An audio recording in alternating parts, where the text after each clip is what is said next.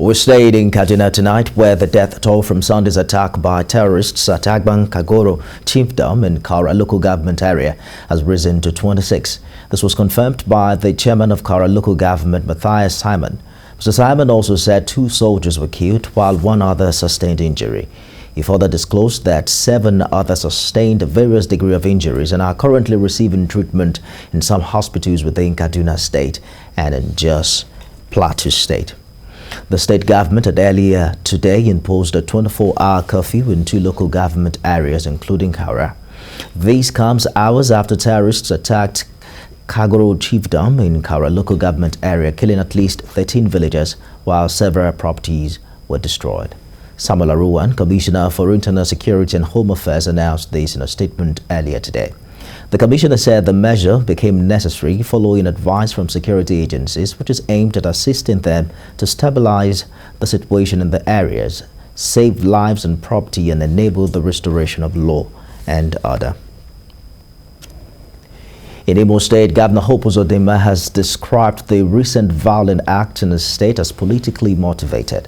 The governor gave the remark to State House correspondents after responding to summons by President Muhammadu Buhari. Modu reports. Imo State has been the hotbed of attacks by unknown gunmen who have focused their attacks on government facilities and prominent citizens.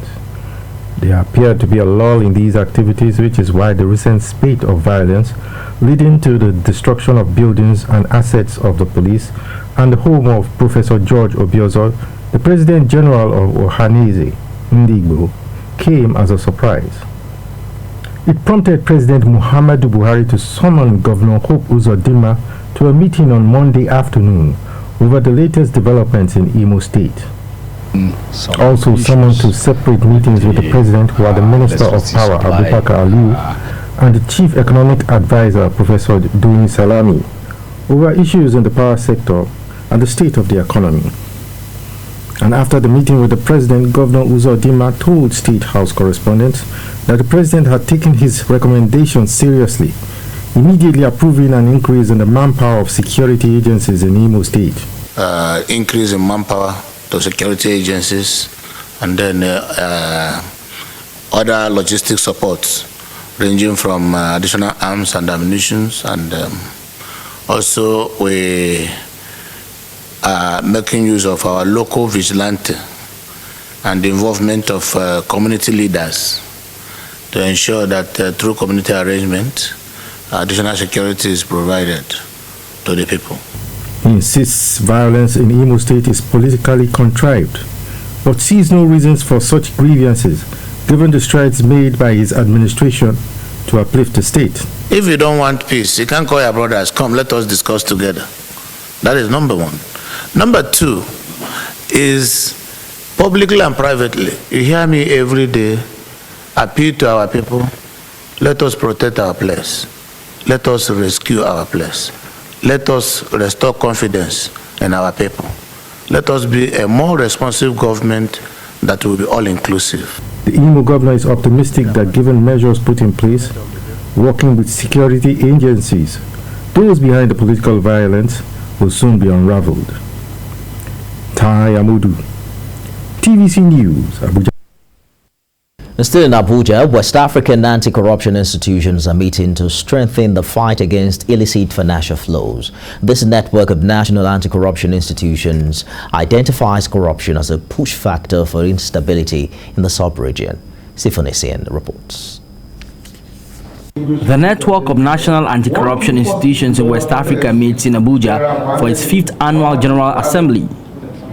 The meeting affords the delegates the opportunity to share experience, exchange information and intelligence on the fight against corruption among member states. The assembly draws its strength from several articles, including the Article 18 of the African Union Convention on Preventing and Combating Corruption. Real stresses in our countries, and it is really time to re-energize and to refocus and mobilize our peoples in the fight against corruption. Delegates to the Assembly are concerned that corruption is among factors responsible for unstable democratic governance in the sub-region. Corruption is a push factor for all of these elements within the sub-region, so which makes it much more imperative for us to work together. All around the world is a global trend that nations or anti-corruption agencies must cooperate with one another. From UNCAC to ECOWAS Protocol to African Union Convention on corruption, all these documents have emphasized the need for international cooperation, and that is why with the theme, the role of regional economic communities in the implementation of the African Union Convention on Preventing and Combating Corruption, the Assembly is optimistic that the fight against corruption is gaining more traction. The network is scaling up its ability to tackle corruption in Africa, which it has identified as one of the push factors for instability in governance on the continent. Sifon Asian, TVC News, Abuja. In Lagos, police extortion, abuse of human rights and other unwholesome acts are now considered grievous offences. Commissioner of Police Abiodun Alabi stressed this during his maiden familiarization tour of some parts of the command. Senior correspondent Ivy Kano reports. His first port of call was Area G Command at the Oba area of Lagos. The commissioner and his team proceeded to meet with representatives of the area. After the end of NSAS, we are able to defend this particular building with the help of members of public and officers and men. I will not pretend that all is well. All is not well in this Bobolo is our recently, there are so many kinds of people trying to market themselves. We are doing the little we can do, but I think shortage of men and officers is part of the problem and logistics. The Trade Division is very close to the state boundary, and we have a lot of hoodlums there. Yes. In a separate meeting with officers and men, he hinted that indiscipline under any guise will not be tolerated. Don't go back and force you to part with your money, except you want to part with your money. Bail is free. If anybody asks that if you don't pay, I'm not going to release your brother or your sister or your mother or your father to you, go and report it to his boss. The same was the case at Area H Command. Thank you very much. This synergy between the police stakeholders and community leaders aim at adopting community policy practices in addressing internal security. After meeting with operatives, Mr. Labi listened to the residents' complaints. Most of the challenges we have during the NSAS is because of the communication gap. He spoke on the allegation that an officer leaks information to criminal gang. Statement is not wholly correct. What she said is that there is a particular police officer. She has not been able to identify him, who always take advantage of arresting them and try to abuse his professional ethics. We are that one is under investigation. He reeled out actions not expected of his men. Some of my men have been accused of extorting money while they are doing stop and search, and I've warned them. Anybody found doing anything unprofessional or unethical will be dealt with disciplinarily. Members of Police Community Relations Committee at the gathering promised to keep working with the force. The Commissioner of Police also promised to address all the security issues raised by especially members of the public, and he intends to visit the over 100 police divisions in the state. Ivy Kano, TVC News, Lagos. Away from that, the oil spill that occurred in the wellhead in OML 150 affecting 9 communities in Sapele and Okwe Council areas of Delta State has been linked to equipment failure. The people in that community are now calling on government to prevail on the oil company to alleviate the losses. This call is coming more than a month after the incident. Ikena Mechi reports. Waiting here for the arrival of the representatives of the regulatory agencies and the oil company are members of the communities in Okwe and Sapele local government areas affected by the crude oil spill. After more than 5 hours, the team arrived. The joint investigation team had a brief meeting with members of the affected communities over what might have caused the spill. Though the team declined to speak to journalists on the outcome of the investigation, the affected communities are quick to reveal the finding of the team. From the investigation so far, it is very, very obvious that the cause of the spillage is as a result of equipment failure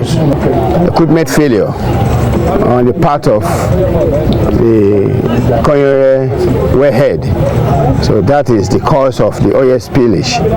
Meanwhile, the people of the affected communities are still appealing for aids from relevant agencies as the spill has damaged their source of livelihood.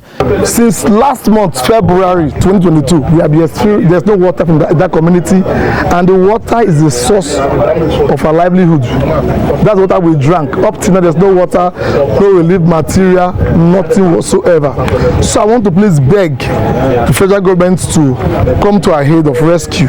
That they should bring relief material to clean the rivers and do the needful in paying compensation. Purification created in the waterways. You can see it that all of these vegetations are stained with crude oil, and the impact of it is that there will be dieback of all this vegetation, and then water has been polluted, implying that the people may need to now go and source for alternative water.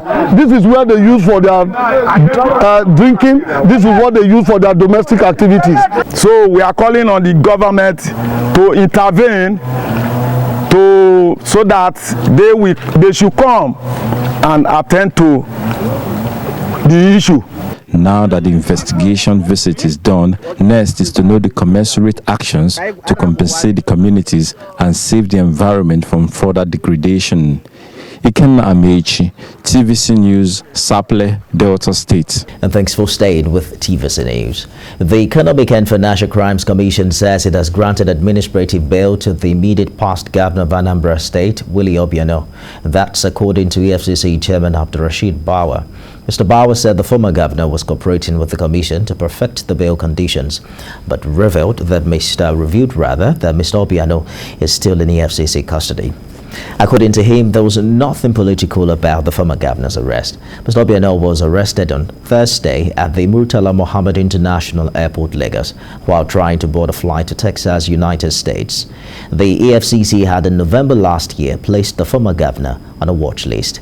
He was arrested for misappropriating 5 billion naira Shopi and 37 billion naira security vote funds, which was withdrawn in cash.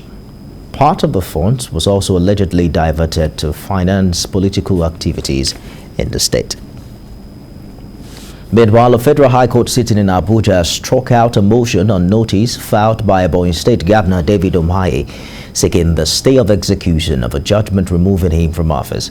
Justice Inyageko struck out the motion earlier today following the withdrawal of the case by the plaintiffs in the suit. Celestina Area reports. 8 March 2022, David Umahi and Kelechi Igwe had their candidacy as governor and deputy governor of Ebonyi State nullified by the Federal High Court in Abuja. Justice Inyageko held that having defected to the APC, Governor Umahi and his deputy cannot transfer the mandate of the PDP to the APC. Citing Section 221 of the Constitution, Justice Inyageko ordered the People's Democratic Party to immediately send names of replacement for Governor of Ebonyi State and his deputy to INEC so as to conduct fresh elections. The duo had then filed a motion or notice seeking a stay of execution of the judgment by the court, removing them from office.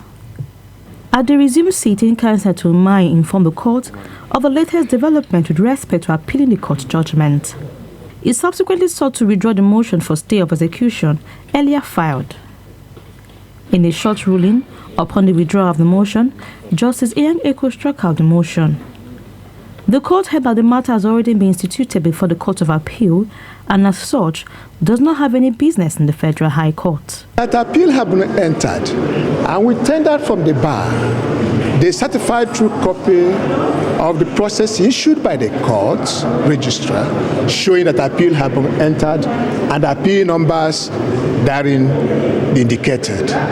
So now the war and the fight and the prosecution of the matter is now in Court of Appeal. And so the motion for stay of execution filed here have been withdrawn and terminated. The court declared the defection as unlawful, unconstitutional, null and void.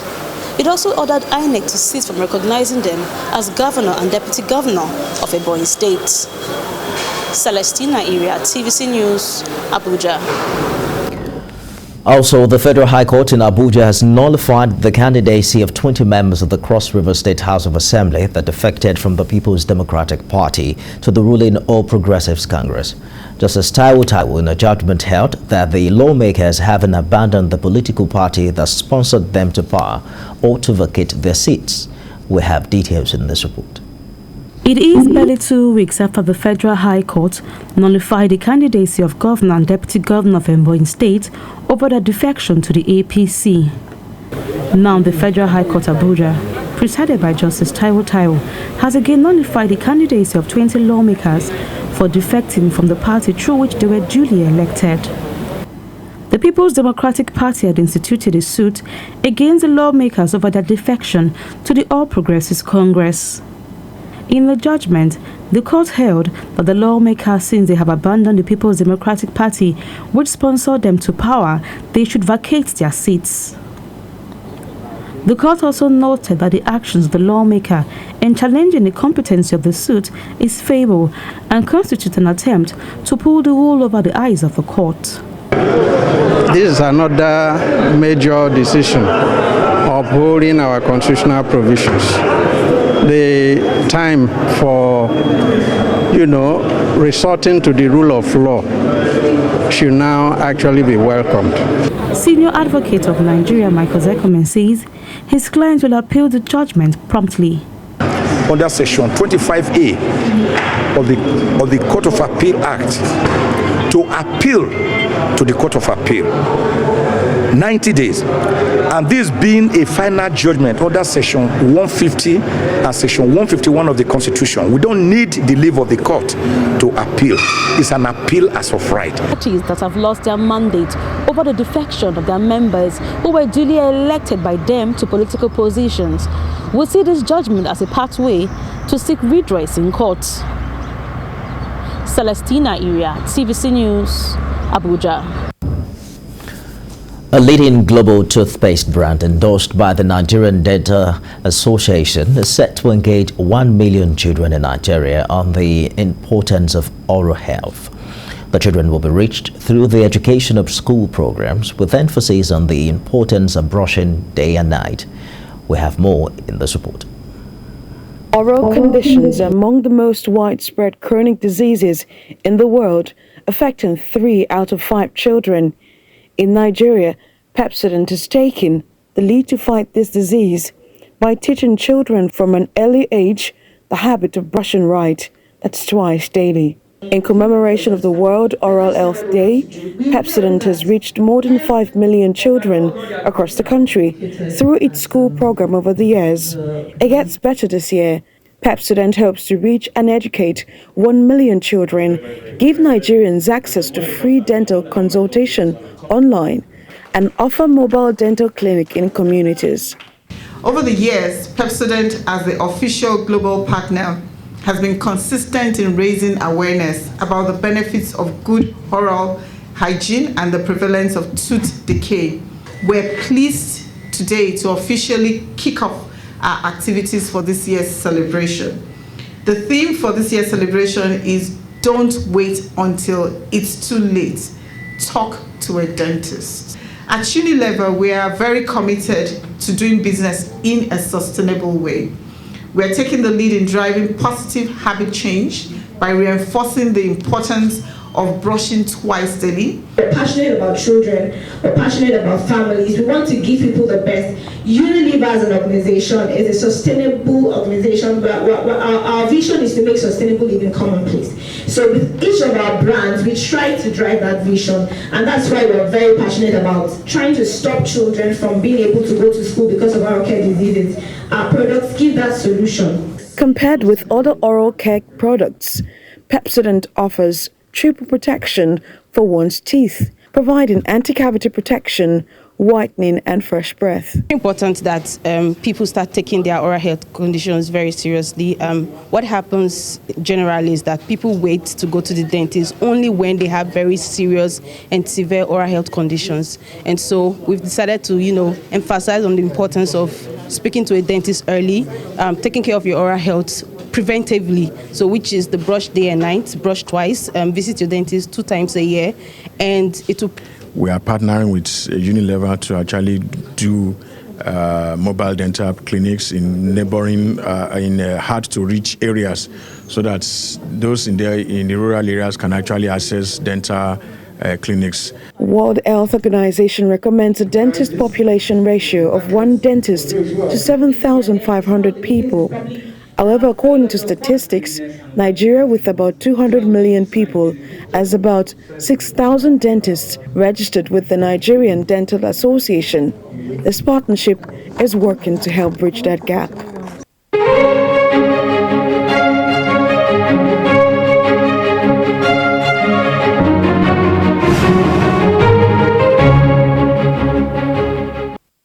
It's the convention week of the ruling All Progressives Congress, and aspirants have been going round making their case to party stakeholders. The campaign for different elective offices have also intensified amid uncertainty from some zones based on the party's zoning formula. Former governor of Borno State and one of the national chairmanship aspirants, for instance, Alimodu Sheriff, declared that he will no longer contest for the position. We have more details in this report. The race for the chairmanship seat of the All Progressives Congress has narrowed down to 5 aspirants, following the decision of Alimodu Sheriff to step down. Those still in the race are George Akume, Tanko Almakura, Sani Musa, Abdullahi Adamu, and Salihu Mustafa. They are all from the North Central geopolitical zone. But the party's zoning arrangement may have automatically foreclosed the chances of some aspirants, while the purported endorsement of certain candidates by President Buhari has also unsettled certain interests within the party. The possibility of Mr. President agreeing to certain statutes that will make, because they might be superior to his own aspiration as to liking one person. Abdulaziz Yari, a founding member of the APC, still insists the party's chairmanship seat should remain available to anyone interested in the north. But Alimodu Sheriff has thrown in the towel. He says the decision to withdraw from the race is based on the zoning of the position of national chairman to the North Central region. The party has taken a position that the position of the national chairman should go to the North Central, meaning it is exclusively zoned to the contestants of the North Central zone. The divisions within the APC still run deep. The crisis from the ward and state congresses remains largely unresolved. Whoever becomes the party's chairman will inherit the troubles of a governing party and will try to manage the contest for power and relevance among stakeholders. We don't have to reconcile everything now. We can do the convention, but I can tell you it will take a leader that can be very decisive, a leader that can know what exactly equity and fairness is, to be able to give APC a direction. And that is me. I have that requisite knowledge of how we'll be able to tackle these differences. The All Progressives Congress is yet to commence screening of aspirants vying for offices in the party's National Working Committee ahead of the National Convention slated for the 26th of this month.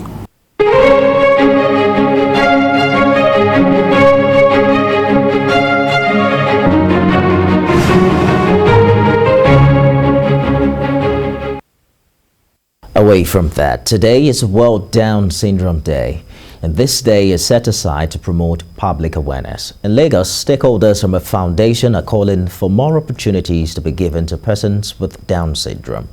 Inulu Apopola reports. Parenting has never been a walk in the park. But there's ups and downs varying from families. Some might be more challenging than the other, especially for children with Down syndrome. Many parents typically experience shock, sadness, and fear over the uncertainty of raising a child with intellectual and developmental disabilities. For Favor and Solomon, their resilience to becoming someone great is bigger than their disabilities. Show myself about my work, my job, and makeup artist and ANTI-GRAFT. See me, I'm very happy today. I want to be the picture about bossing, power, change, to go and vote with a card. While this awareness has been on since 2011, this group of people have made it their mantra to advocate for inclusion. Talk to them the way you will talk to your child. Talk to them the way you will talk to your grown adult child also. The world is large. They make up the society also. Putting them aside or discriminating them, they're not part of the society, is not the best. So self-advocacy has gone a long way in ensuring persons with Down syndrome are seen and people are aware of their skills and their potentials and what they can do. Also, at the foundation, Down Syndrome Foundation Nigeria, we have started something. We started employing them ourselves. So by the time we employ them, we put them on our payroll, and others, they see that these people are actually employable. The group say government also has a role to play in making life better for the children living with Down syndrome. We believe that ability is in disability. So everybody that is living with disability is carried along in all our affairs, both in employment, in generating income. While some experts say there is no cure for this ailment, these children have chosen to be happy despite all the odds, to become the best they want to be. Well, it gives you opportunity. Iniolua Popola, TVC News, Lagos. The new Executive Secretary of the Tertiary Education Trust Fund says the body will now focus on curriculum delivery in Nigerian tertiary institutions. Sonny Echono disclosed this while taking over from his predecessor, Professor Elias Bogoro. He believes the right curriculum will help create symbiotic relationship between industries and academia for seamless production of manpower. Helen Osamide Akins reports, and we'll be back with business news. Higher education in Nigeria is expected to satisfy the requirements of industry, commerce and society. These aspirations were met in the early years of the institutions, but not today. In recent years, the quality of graduates shunned out can hardly meet the expectations of local employers of labor and the organizations that should commercialize research findings. Sonny Echono takes over the mantle of leadership of TETFUND under these circumstances and promises that reviewing Nigerians' higher education curriculum to meet current realities will be one of his areas of focus. We've done so well in physical infrastructure and will continue to do so. But we also must focus on those who've been entrusted with the preparation of our students for future challenges in this country. We must focus on the type of curriculum that is being taught and the delivery systems for it. As Professor Bogoro bows out of office, he challenges his successor to uphold the legacy of the fund. There was only seed money of 4 billion over a period of 8 years for research, particularly the NRF. Now that changed when I made a case that we scale it up. And from that year, it became annual rather than seed money for many years. And in the year 2019, 5 billion naira instead of 500 million over a period of 8 years, if you turn out the arithmetic, it now became 5 billion for the year 2019. Tertiary Education Trust Fund is one of government agencies whose impact has really been felt in tertiary institutions nationwide. Before now, Architect Sonny Echono was a retired permanent secretary at the Federal Ministry of Education. Helen Osamide Akins, TVC News, Abuja.